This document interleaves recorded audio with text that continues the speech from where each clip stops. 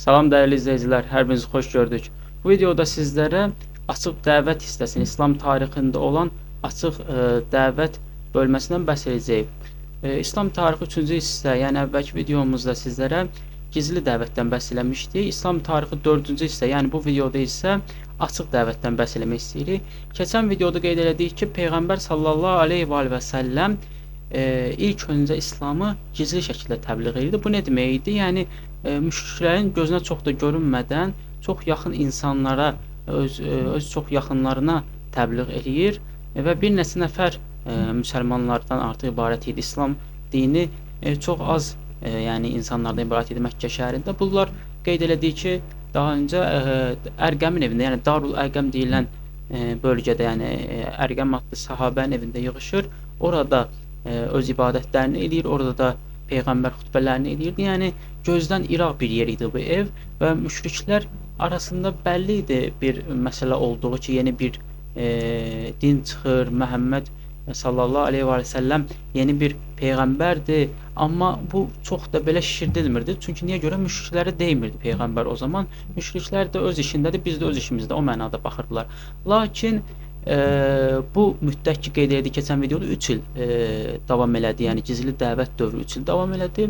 Aşkar dəvət dövrünə keçid dövrü artıq 3 ildən sonra baş verir. O da ki, Hicr surəsinin 94-cü ayəsində artıq Peyğəmbərimiz əmr olunur ki, Allah tərəfindən sənə nazil olanı çatdır, əmr elə, açıq şəkildə dəvət elə insanlara.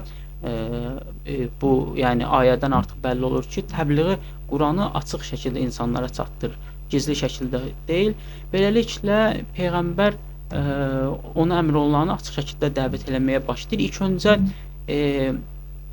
o qan qohumlarından, yəni öz əmilərindən, digər qohumlarından ibarət bir məclis təşkil edir ki, orada onlara çatsın. Lakin sizin də bildiyiniz kimi bu çox məşhur bir hadisədir. Bu məclis bir neçə dəfə olunmağa çalışılır. Çünki Peyğəmbərin sözünü kəsirdilər, qoymurdular ona deməyə. Peyğəmbər hər gün gözəl bir məclis təşkil edir. Orada o fikirləri çatdırmağa icazə vermirlər. Axırda Peyğəmbər orada qeyd elədi Peyğəmbərliyə, onlara Allaha, imana dəvət edir. Lakin yenə də Əbu Ləhəb orada qarmaqarışıqlıq yaratdı. Peyğəmbərin o müşrik əmisi və ona qarşı çıxdı. Beləliklə Peyğəmbər özünə bir xələf axtardı, davamçı axtardı və bu zaman hər peyğəmbərin insanlara mənim kimi davamçı olar deyəndə İmam Əli əleyhissalam ortaya çıxdı və ayağa qalxdı və dedi mən olaram. Orada təbii ki, İmam Əlinin yaşı az da olsa peyğəmbərin ilk artıq davamçı olması istəyini özündə bildirir və dəstəyini çatdırır. Sonra məşhur bir hadisə baş verir. Səfa dağına çıxır Məhəmməd Peyğəmbər və bütün Məkkə qəbillərini burada dəvət edir İslam dininə. Bu hadisə belə baş verir. Məhəmməd Peyğəmbər daha öncə də videolarda qeyd elədik ki, əmin şəxs kimi bilinirdi. Yəni etibarlı şəxs kimi bilinirdi zaten peyğəmbərlikdən öncə də. Deyir ki, sizlərə desəm ki, bu dağın arxasında düşmən ordusu gəlir Məkkəni işğal etməyə. İnanarsınız buna? Hər kəs deyir, bəli inanarıq. Deyir, o zaman deyir, mən deyirəm ki, sizi İslam dininə, Allahın dininə dəvət edirəm. Buna iman gətirin. Beləliklə artıq bu hadisədən sonra müşriklər bilirlər ki, Məhəmməd Peyğəmbər onları açıq şəkildə hədəf alacaq. Yəni İslam dininə dəvət edəcək, onların bütlərinə qarşı çıxacaq. Beləliklə müşriklər sistemli şəkildə müsəlmanlara təzyiq və blokadaya salırlar. Bu gələcək videolarda bəhs eləyəcək. Müsəlmanların blokadaya düşməsi və onlara olan təzyiqlərdən bəhs eləyəcək. Bu təzyiqlər nələr idi? Müsəlmanlara açıq ibadətlərinə icazə vermirdilər, açıq yerlərdə onların Quran oxunmasına qarşı çıxırdılar, işgəncə edirdilər. Bir çox müsəlman sahabə var ki, ilk İslam dini qəbul edən sahabələr var ki, onlara işgəncələr olunmuşdu. Sonradan artıq bu işgəncələr təzyiqlər o qədər çoxalır ki, blokadaya, müsəlmanlar blokadaya düşmək məcburiyyətində qalır. İqtisadi və siyasi blokada idi bu. Və bu blokada dövründə də artıq hicrət belə başlayır Həbəşistana. Yenə də qeyd etdiyimiz kimi bu gələcək videoda ətraflı şəkildə bəhs edəcəyim.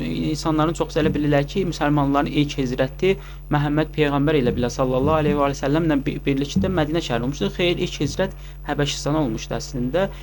Gələcək İslam tarix videomuzda inşallah Həbəşistan hissəsində qeyd edəcəyik ki, müsəlmanların Həbəşistana hicrət eləməsi və o siyasi blokada və siyasi və iqtisadi blokada üçün nə idi, onu qeyd edəcək və orada o blokadada peyğəmbərin əmisi Əbu Talibin, İmam Əlinin atasının necə bir kömək eləməsi məsələsini qeyd edəcək ki, o peyğəmbərə o blokadada o qədər səxavətli kömək eləyir ki, demək olar ki, bütün mal-mülkünü itirir.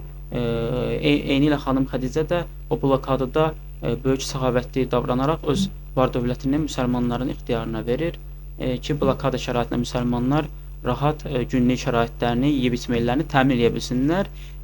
Beləliklə bu videonun mövzusu açıq dəvət oldu. Sizlərə açıq dəvəti qısa şəkildə izah eləmiş olduq. Gələn videolarda inşallah Həbəşistana hicrət və müsəlmanların iqtisadi və siyasi blokada düşməsindən bəhs edəcəyik. Bu günlük bu qədər. Görüşmək ümidi ilə. Sağ olun.